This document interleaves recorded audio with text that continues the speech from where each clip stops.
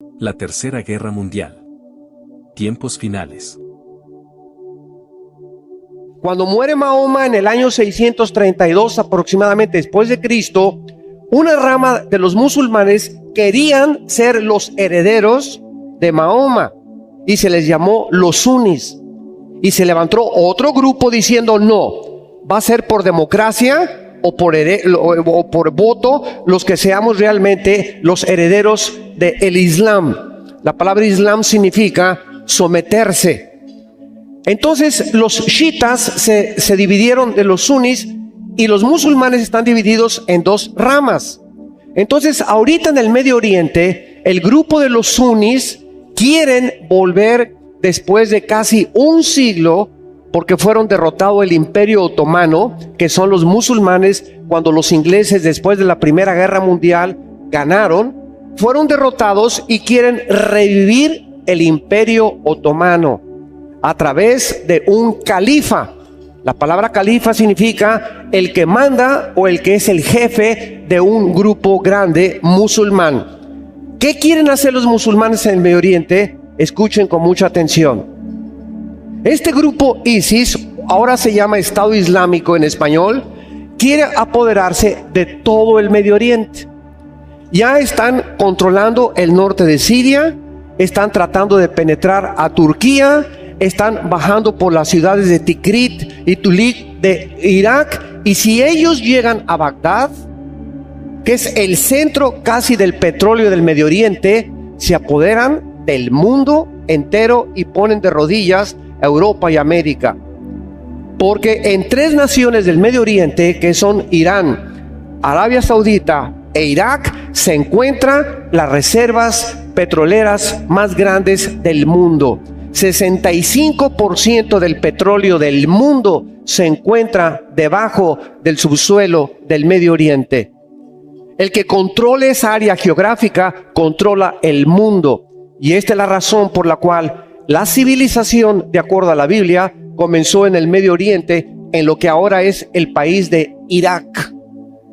Y de acuerdo a la Biblia, la civilización terminará.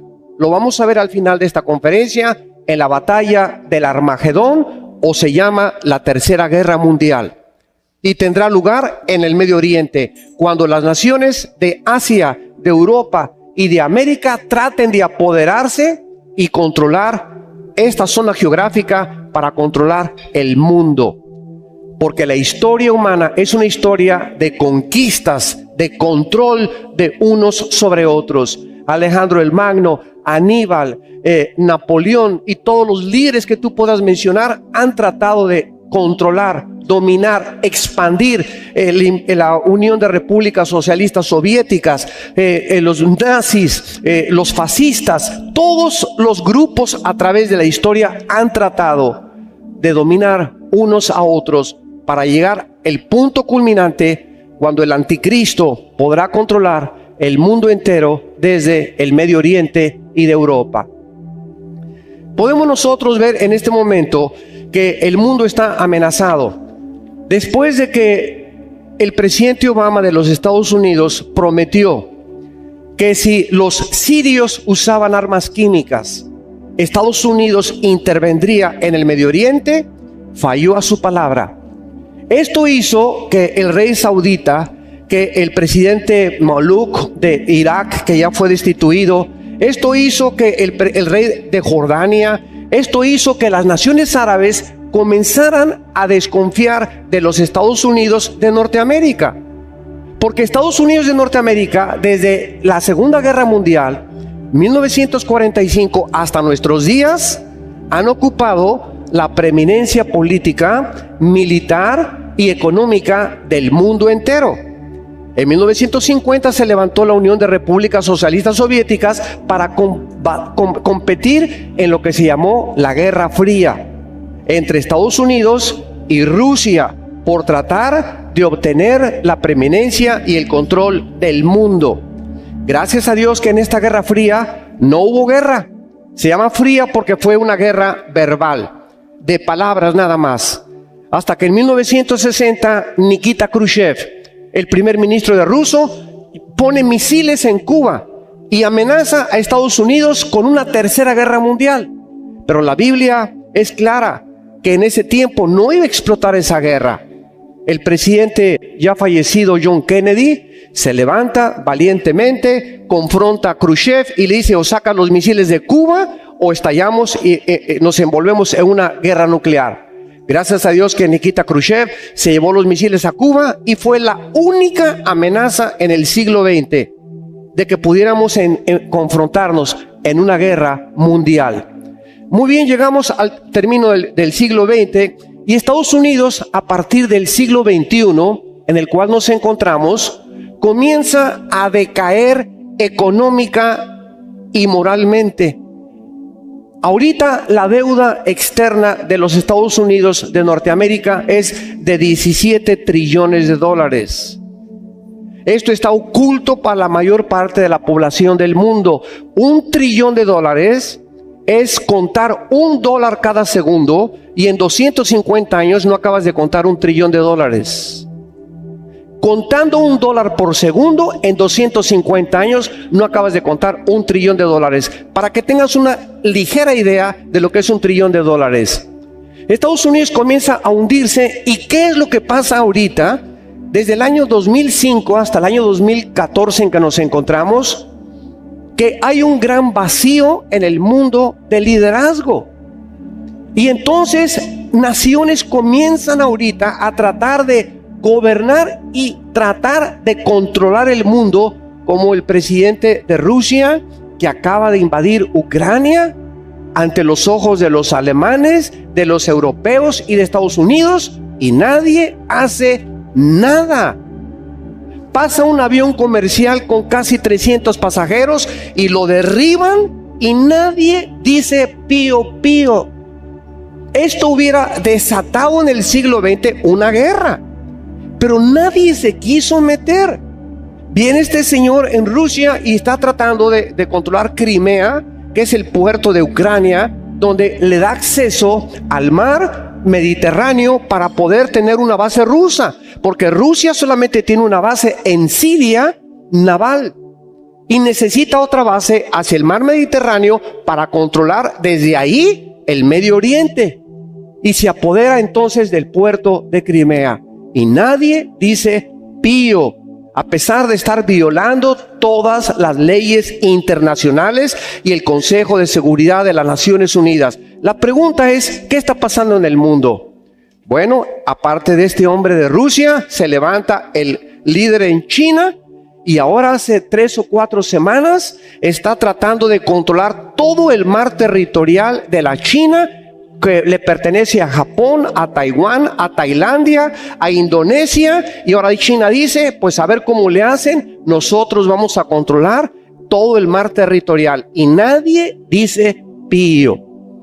El señor de Corea del Norte está tratando de conquistar Corea del Sur para tratar de hacer una unificación en las dos Coreas, y está amenazando con bombas y lanzando misiles para mostrarle al mundo que él tiene también armas nucleares, y nadie interviene ni nadie lo quiere detener.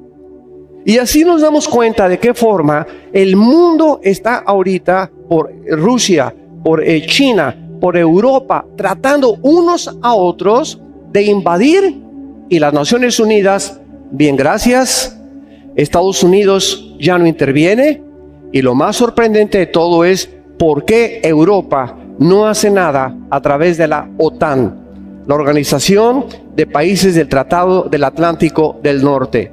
Simplemente porque Ucrania, Lituania y Estonia no pertenecen a la OTAN. Y la OTAN solamente protege a sus miembros que forman parte de esta organización internacional.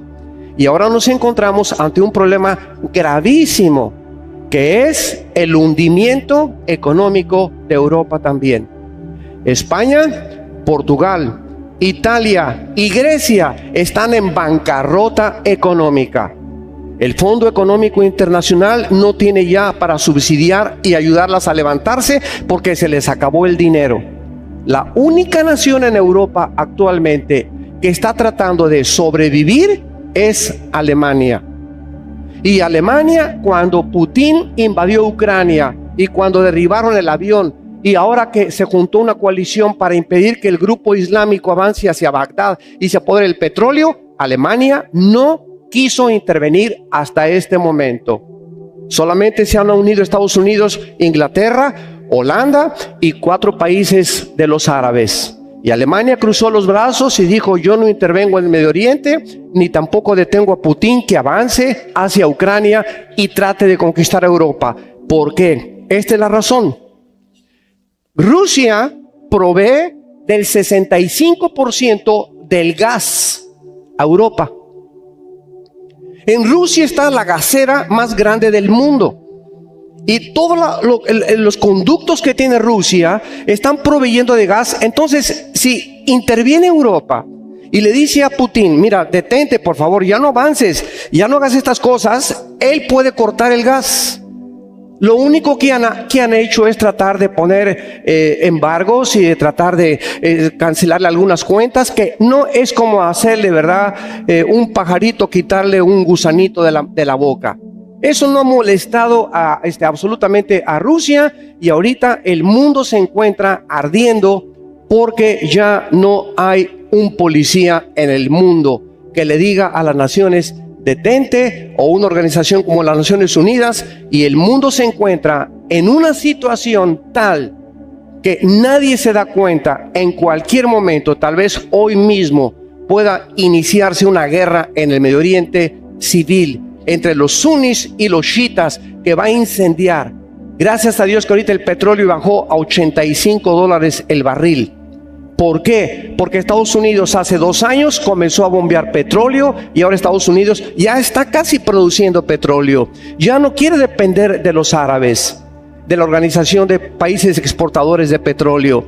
Entonces, toda esta situación está preparando el escenario, como lo vamos a ver, para que las naciones que la Biblia profetizó, que son las que van a comenzar a avanzar y a tratar de controlar el mundo, y las guerras que vamos a ver, están preparándonos para que cuando Jesucristo regrese a este mundo, hasta que Él regrese, damas y caballeros, el reino de paz, el reino de justicia, por primera vez en la historia humana, desde que Caín asesinó a su hermano Abel, el mundo podrá conocer la paz. Y este mundo que viene muy pronto a este mismo planeta será habitado por aquellos seres humanos que pusieron su fe, su confianza y siguieron hasta la muerte al Hijo de Dios.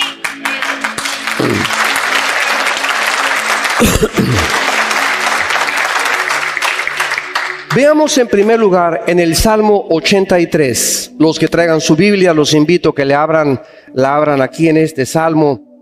Y vamos a ver en primer lugar la próxima guerra que está por venir en el Medio Oriente. Vamos a ir cubriendo las guerras.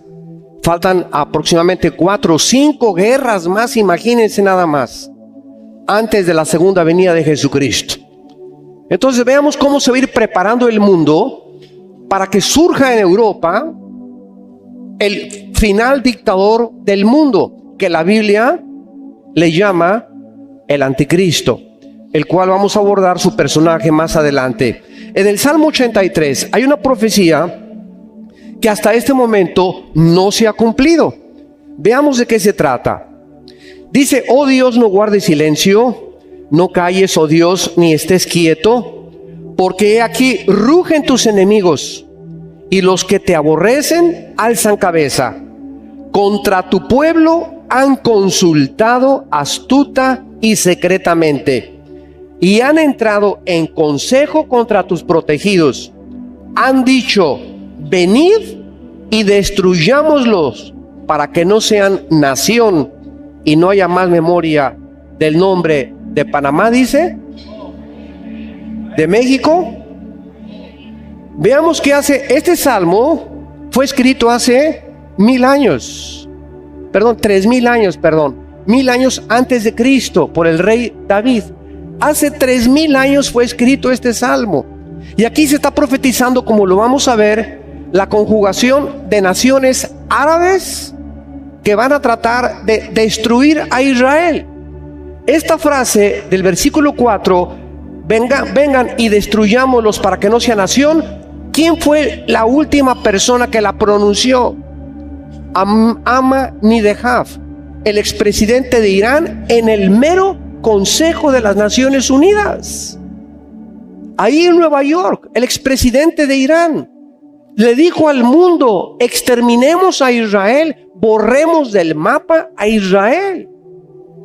Y hace poco viene otra vez el Ayatollah Khomeini y Rouhani, que es el nuevo presidente de Irán, y vuelve otra vez a declarar: exterminemos a la nación de Israel. Se junta el Consejo de las Naciones Unidas hace algunos días en Nueva York, y viene Mahmoud Abbas, el presidente del Estado palestino o del grupo terrorista Hamas, y se enfrenta con Benjamin Netanyahu. Y le dice el secretario de Estado John Kerry: por favor, dense la mano. Y cuando se van a dar la mano, Benjamin Netanyahu, el primer ministro de Israel, le dice a Hamas y le dice a Kerry y al presidente Obama: ¿cómo le puedo dar la mano a una persona que ha jurado destruirnos?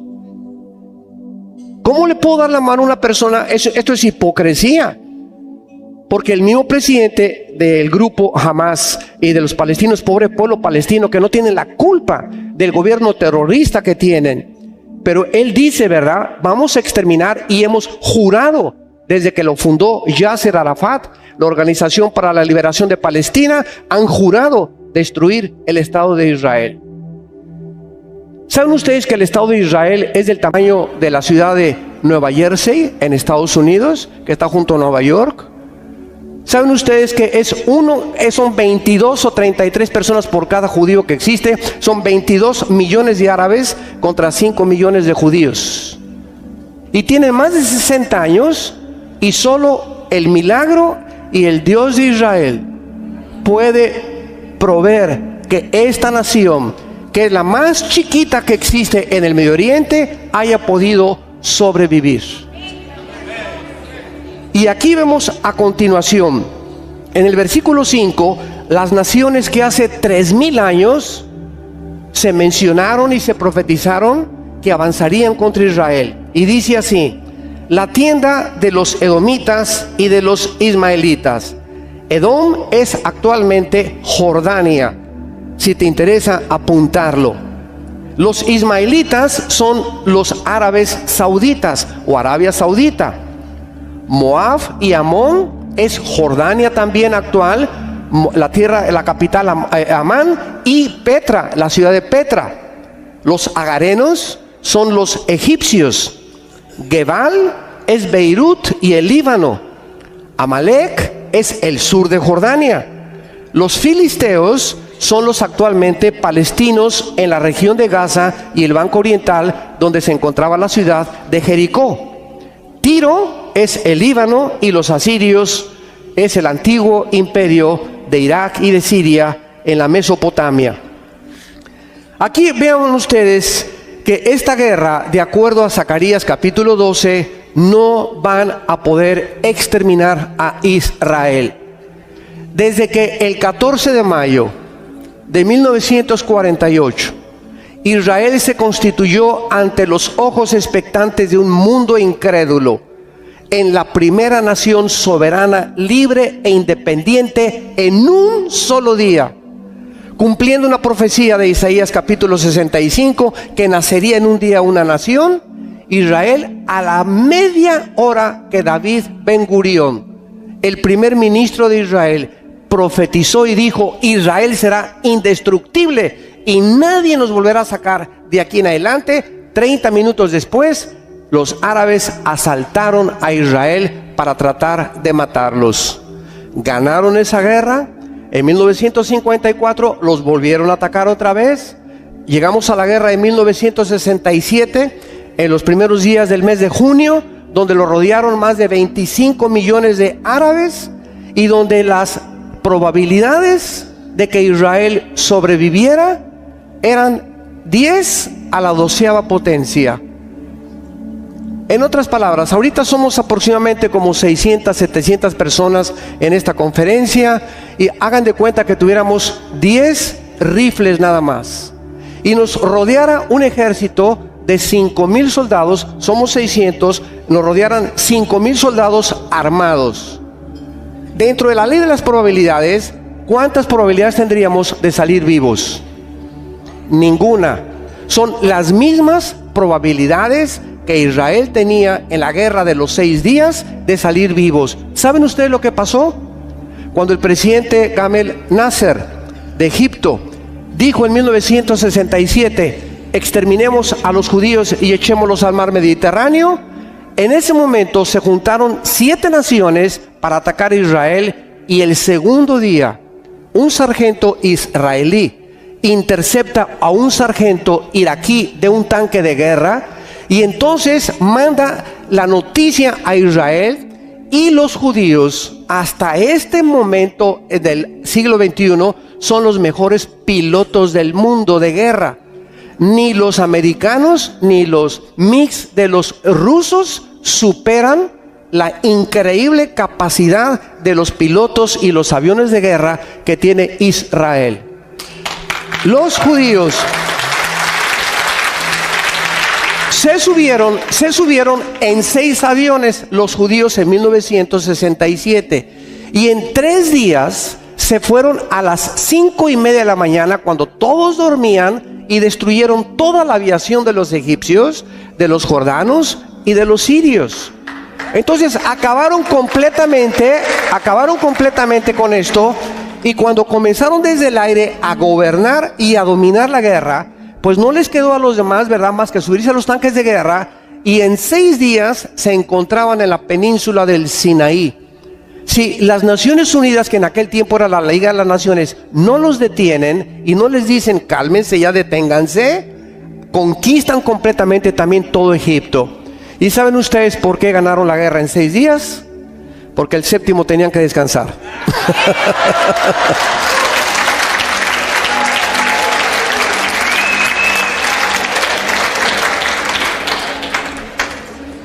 Esta guerra de los 6 días está descrita en los anales de la academia militar más famosa de Estados Unidos, que se llama West Point. Y el general Schwarzkopf, que en los 90 dirigió la guerra contra Hussein, el presidente Saddam Hussein, para sacarlo de Kuwait, que se quería apoderar del petróleo de Kuwait y del petróleo de Medio Oriente, y se formaron 29 naciones para sacarlo de Kuwait. El general Schwarzkopf dijo: yo estudié en West Point y he estudiado la guerra de las Termópilas, la guerra de los iraníes contra los griegos, las de Alejandro el Magno, la estrategia militar que tuvo Napoleón. Soy un experto general de 4 estrellas, y nunca he visto una guerra más milagrosa que la guerra de los 6 días. Porque Dios se había dicho: nadie los volverá a arrancar de su tierra que yo les di. A continuación encontramos otra guerra en el libro de Ezequiel 38, que tampoco se ha cumplido todavía hasta el siglo XXI, por lo cual tienen que cumplirse estas guerras. El resultado de la guerra que acabamos de ver en el Salmo 83, donde las naciones árabes volverán a atacar a Israel, serán derrotadas otra vez de acuerdo a la Biblia, porque Israel aparece enterito cuando Jesucristo regrese. Y lo más interesante del caso es que la ciudad de Jerusalén se encuentra dividida entre las 2 religiones más grandes del mundo, entre los musulmanes y entre los judíos o cristianos.